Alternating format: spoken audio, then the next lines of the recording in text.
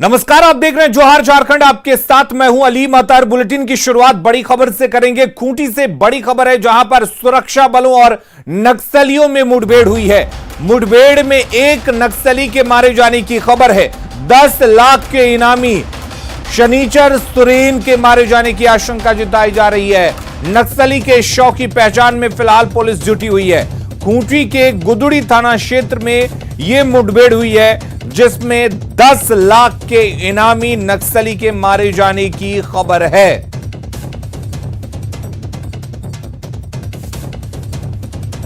तो खूंटी में सुरक्षा बलों और नक्सलियों के मुठभेड़ में एक नक्सली के मारे जाने की आशंका है।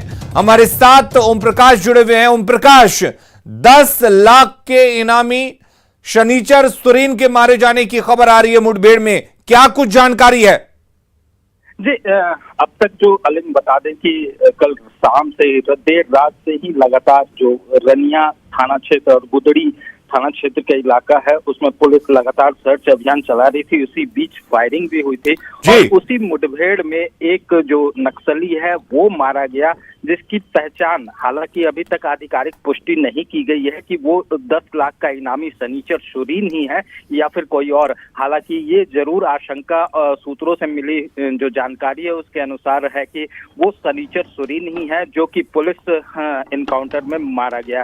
फिलहाल शव जो है वो शनिवार की सुबह ही मिली है और पुलिस जो है उसकी वेरिफिकेशन सहित तमाम शिनाख्त के प्रयास में जुटी हुई है। वरीय अधिकारी हो या फिर एफएसएल की टीम भी मौके वारदात पे पहुंचेगी और तमाम तरह के प्रोसीजर के बाद शव का पोस्टमार्टम किया जाएगा। वहीं शव शिनाख्त के लिए तमाम जो अब तक इनपुट्स मिले हैं, पुलिस तमाम इनपुटों को लाकर वहां पे शव की शिनाख्त कराने में जुटी है, ताकि ये पहचान हो सके कि ये वास्तव में शनिचर सुरीन ही है, जो इलाके में आतंक का पर्याय बना हुआ था। लगातार कई घटनाओं को अंजाम देना हो या फिर उग्रवादी घटनाओं को, इस तमाम घटनाओं में वो शामिल रहा है और इलाके में लगातार अपने संगठन मजबूत करने का भी प्रयास करता रहा है। जिसके एक चलिए ओम प्रकाश, बहुत बहुत शुक्रिया आपका तमाम जानकारी देने के लिए।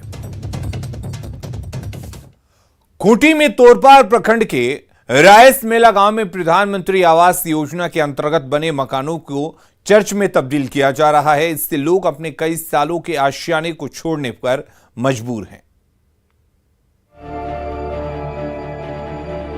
गरीबों के लिए प्रधानमंत्री आवास योजना के तहत करोड़ों मकान बनवाए गए, लेकिन झारखंड के रायसमेला गांव में गरीबों के आशियानों पर चर्च के लोग कब्जा कर रहे हैं। गांव की पहनटोली और पड़ारिया गांव में 2 चर्च संचालित हो रहे हैं। ये दोनों चर्च प्रधानमंत्री आवास योजना से बने मकानों में चल रहे हैं। खूंटी के तोरपा प्रखंड के रायसिमला के पहनटोली में जो एक बुधराम मुंडा जी के घर में जो प्रधानमंत्री आवास में उन लोगों का चर्च चल रहा है, और एक है आपके इधर पंडरिया में एक है जो हेब्रन प्रार्थना भवन करके, उसमें भी प्रधानमंत्री आवास में चर्च का काम चल रहा है। पहनटोली में जिस घर में चर्च चल रहा है वो घर बुधराम मुंडा का है और उन्होंने कुछ दिन पहले ईसाई धर्म अपनाया है। बुधराम मजदूरी करते हैं और उनके घर की माली हालत भी ठीक नहीं है, लेकिन हैरानी की बात यह है कि ईसाई धर्म अपनाने के बाद उन्होंने एक बाइक खरीदी है, जिसके बाद ये चर्चा है कि गरीबों को लालच देकर धर्म परिवर्तन कराया जा रहा है। लेकिन बुधराम मुंडा के परिवार की अलग ही दलील है। छल कपट किए हैं, हम लोग तो गोदाम घर के लिए दिए थे और इन लोग चर्च बनाए, इसीलिए ताला मार दिए हैं हम लोग। और वो भी 5 डिसमिल दिए थे और 15 डिसमिल का रजिस्ट्री हुआ है। रांची की सामाजिक कार्यकर्ता प्रिया मुंडा भी मानती हैं कि मिशनरी से जुड़े लोग भोले भाले और गरीब आदिवासियों को लालच देकर ईसाई धर्म अपनाने के लिए प्रेरित कर रहे हैं। ऐसे में गरीबी के मारे ये लोग अपने पूर्वजों की आस्था और मान्यताओं को छोड़कर ईसाई बन रहे हैं। अब देखने वाली बात यह है कि सरकार और प्रशासन इस दिशा में क्या पहल करती है। रांची से न्यूज़ 18 के लिए निरंजन सिंह की रिपोर्ट। और धर्म परिवर्तन पर गंभीर सवाल उठ रहे हैं। सवाल ये कि पीएम आवास में आखिर किसकी मंजूरी से चर्च बन रहा है। सवाल ये भी है कि लालच देकर आखिर धर्म परिवर्तन कौन करा रहा है। यह बड़ा सवाल है, क्योंकि अक्सर इस तरह के मामले सामने आते रहते हैं। सवाल यह भी कि ईसाई बनने के बाद आखिर आर्थिक स्थिति कैसे बदल रही है। क्या उन्हें पैसों की लालच दिए जा रहे हैं या उन्हें इस तरह की सहायता दी जा रही है। ईसाई मिशनरियों की करतूत पर आखिर क्यों नहीं रोक लग रही है। भोले भाले आदिवासी आखिर कब तक इसका शिकार बनते रहेंगे। गोदाम बनाने के लिए दिए गए घर में आखिर चर्च क्यों बना हुआ है।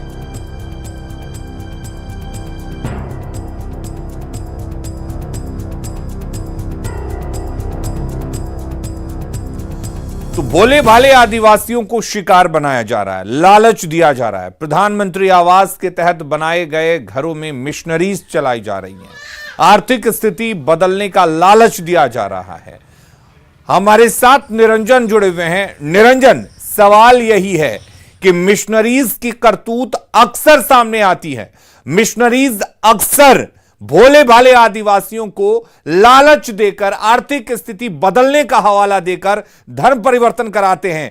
लेकिन इस वक्त मसला यह कि आखिर प्रधानमंत्री आवास के तहत बने भवन गोदाम को ये मिशनरीज कैसे इस्तेमाल कर रहे हैं, किसकी परमिशन से इस्तेमाल कर रहे हैं। देखिए, जिस तरह से कल मैंने ग्राउंड रिपोर्ट किया, वहां जाकर के रायसिमला गांव है, खूंटी जिला है और जिसका जमीन लिया गया था, उनसे मेरी बात हुई थी। 5 डिसमिल जमीन उसे बहला फुसला कर इसलिए लिया गया था कि वहाँ पे गोदाम बनाया जाएगा। 20 साल का लीज को लेकर के उससे साइन भी कराया गया था, दस्तखत भी हुए थे गांव के जो ग्राम सभा है उसको सौजन से। लेकिन सबसे बड़ा सवाल यह है कि 20 साल के बाद यानी फिर वापस वह जो गोदाम है आवास के तौर पर जिसका ज़मीन है उसे मालिकाना हक फिर दोबारा मिलेगा। लेकिन 2012 में गोदाम का निर्माण हुआ, 2016 में उस गोदाम के ऊपर क्रूस लगाकर उसे चर्च के हवाले दिया गया।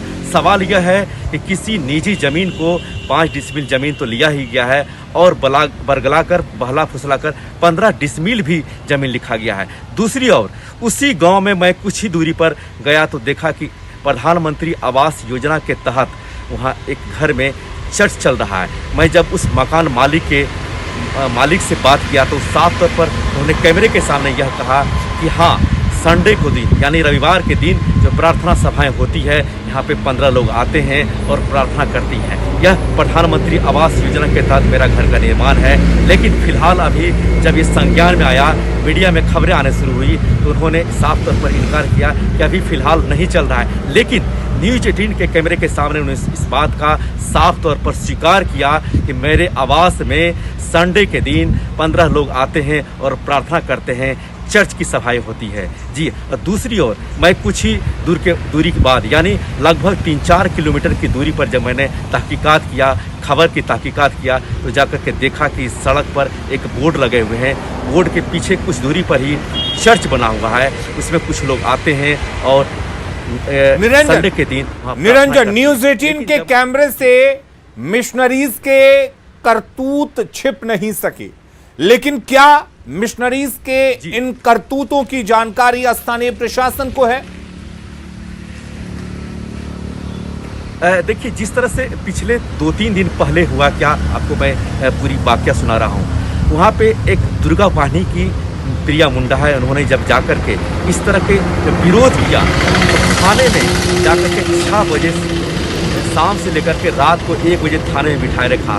स्थानीय प्रशासन को इस बात की खबर है कि यहाँ पे इस तरह की हो रही है, लेकिन आंख मूंद कर कहीं न कहीं बैठा हुआ है। अगर हम बात करें, जब से हम सरकार की बात करें, जब से इस सरकार आई है यानी वर्तमान सरकार हेमंत सोरेन की सरकार है, तो मिशनरियों को बढ़ावा मिल रहा है। पिछले यानी जो सरकार थी, रघुवर दास की सरकार थी, उसमें था क्या कि कोई भी धर्मांतरण करता है तो डीसी का परमिशन होना चाहिए, उस पर साफ तौर पर लिखा होना चाहिए कि फलाने डेट से आप, यानी जो तारीख भी उसमें निश्चित दिया जाता है कि आप किसी के बहकावे में नहीं आकर के, बल्कि मैं खुद से धर्मांतरण कर रहा हूँ। मैंने पादरी से भी बात किया, उस गांव के पादरी में है, वहाँ से जैसे मैंने बात किया तो इस संबंध में मैंने जब बात किया कि क्या आप लोगों को बहला फुसलाकर धर्मांतरण करते हैं, क्या गांव के भोले भोले जो आदिवासी जनजाति हैं, भाई बहन हैं, उसको उन्होंने साफ तौर पर कहा कि मैं किसी को बहलाता फुसलाता नहीं हूँ, बल्कि बस स्वेच्छा से आते हैं। लेकिन कहीं न कहीं आप देख सकते हैं कि ये पूरी का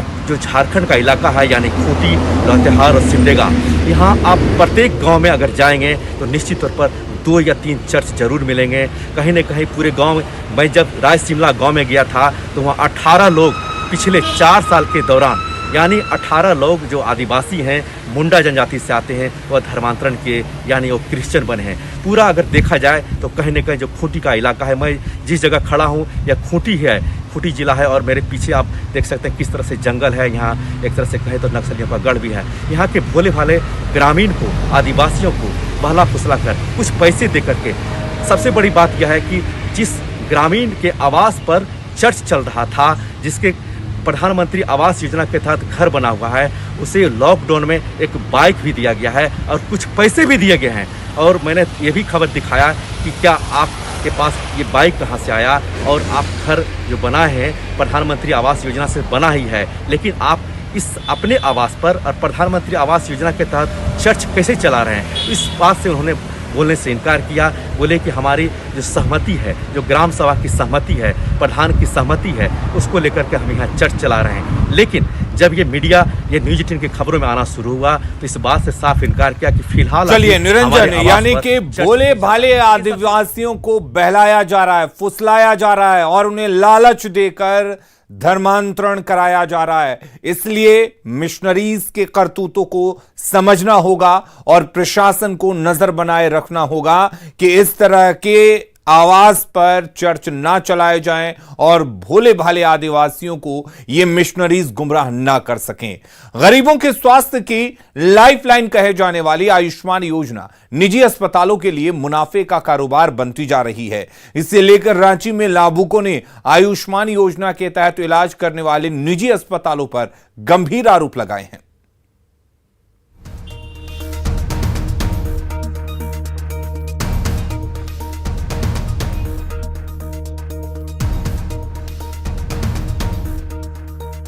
जिस आयुष्मान योजना की शुरुआत देश भर में झारखंड की राजधानी रांची से शुरू हुई थी, आज उसी धरती पर आयुष्मान योजना सिसकती और रेंगती नजर आ रही है। हाल ये है कि गरीब मरीजों की सिसकियां निजी अस्पतालों के मुनाफे के नीचे दबने को मजबूर दिख रही है।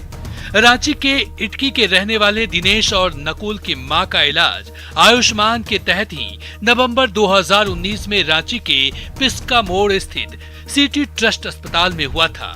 अपेंडिक्स की बीमारी को पैंक्रियाज में पथरी बताया गया और जब हालत बिगड़ गई तो रिम्स रेफर कर दिया गया। बाद में जब फिर सिटी ट्रस्ट अस्पताल पहुंचे तो आयुष्मान योजना के तहत 2 बार इलाज करने से इनकार करते हुए उनसे 70,000 रुपए ले लिए गए। लेकिन इसी दौड़ भाग में हालात बिगड़ने पर मरीज की मौत हो गई। कुछ ऐसी ही कहानी कुणाल की भी है, जिसके भाई का इलाज भी आयुष्मान के तहत हुआ था। अभी अपेंडिक्स है और पथरी का भी प्रॉब्लम है, तो बोला कि ऑपरेशन कराना पड़ेगा। उसके बाद हम लोग भी मतलब डर गए थोड़ा और बोल दिए कि हाँ ठीक है कर दीजिए ऑपरेशन। उसके बाद ऑपरेशन कर दिया, उसके बाद फिर हम लोग को बिल नहीं दिया गया। आज तक बिल नहीं मिला है। तो सर बोले कि हम लोग अति कर देंगे, 10 दिन का दूसरा ऑपरेशन और करना होगा, फिर चीर के उसको हम क्लियर कर देंगे। उस समय जब ऑपरेशन किए तो डॉक्टर बोला गलती से कोई नस काट दिए जिसका सब अति ब्लड भाग गया। हम लोग अर्जेंट में 7 यूनिट ब्लड चढ़ा के अपना भाई को बचाएं। फिर 10 दिन जब पूरा हुआ तो डॉक्टर क्या बोला, हमको नहीं समझ में आ रहा क्या बीमारी है। आपका बाथरूम रुक गया था, पैप काटने का दूसरा ऑपरेशन के बाद बाथरूम रुक गया था। तो भाई है अभी? नहीं, मेरा भाई डेथ कर गया है।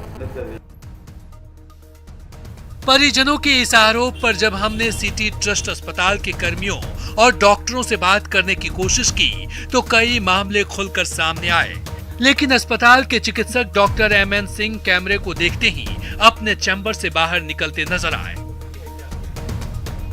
आयुष्मान के बारे में हम बताए कि आयुष्मान से तो बिल जाता है, मैसेज आता है। आप जो OTP दिए होंगे जिस मोबाइल से, उस पर बिल जाएगा, तो बिल दिखाइए। आप ऐसे कह दीजिएगा कि 5 लाख हम दे दिए हैं, तो कहाँ है बिल दिखाइए। 5 लाख कहने से नहीं ना होगा। सादा वाला जो कागज होता है ना, हॉस्पिटल का कागज का मिलता नहीं है। सादा कागज एगो पर्ची में लिख दिए, फाड़ दिए, जाओ दवाई ले लो। अच्छा दवाई लेके आए तो फिर आधा घंटा के बाद दूसरा आदमी को मिलेगा कि जब ये दवाई लेके आओ, वो दवाई पड़ा हुआ है, फिर भी और भी दवाई मंगाते हैं। बिल एक भी बिल हमको नहीं मिला, एक बिल 9,500 का मिला था हमको फर्स्ट दिन।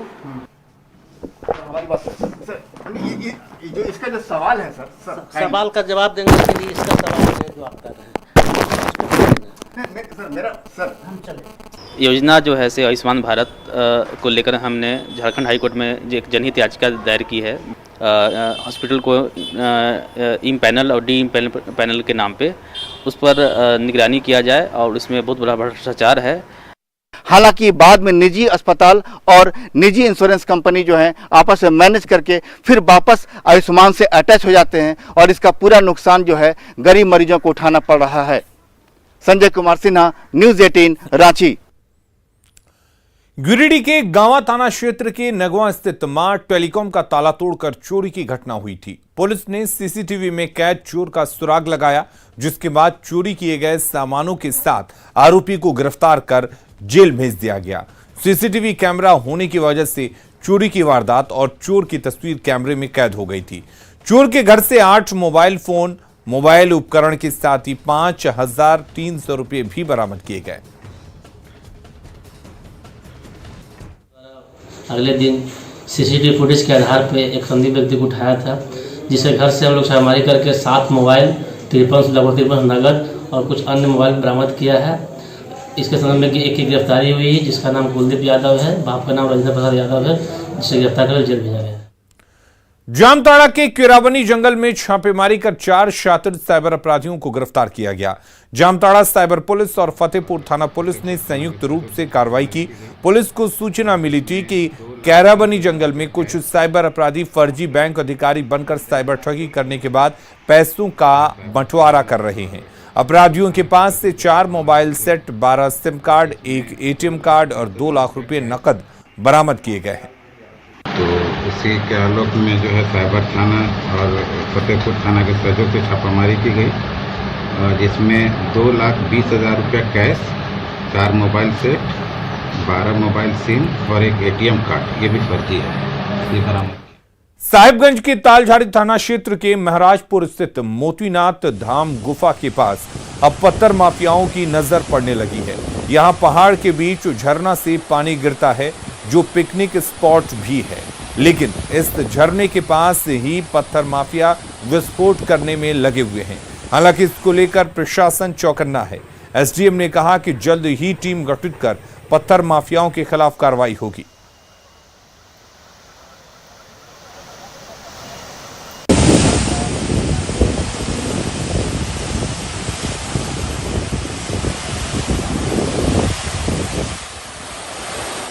तो बिल्कुल ही गलत बात है कि वहाँ पर लोग अवैध रूप से काम कर रहे हैं, और जहाँ तक मुझे जानकारी प्राप्त हुई है कि उस जगह पर कुछ लोग कर रहे हैं, तो मैं बहुत जल्द टीम गठित कर रहा हूँ और टीम गठित कर करके मैं उस पर कठोर कार्रवाई करूँगा। और किसी भी स्थिति में मोती झरना जैसे मनोरम जो स्थान है उसके अस्तित्व को खतरे में नहीं डाला जा सकता है, और उसकी सुरक्षा के लिए हम लोग प्रशासन की तरफ से पूरी तैयारी और व्यवस्था करेंगे। और बहुत जल्द हम लोग टीम गठित करके उस अवैध माफियाओं के बीच में कार्रवाई करेंगे।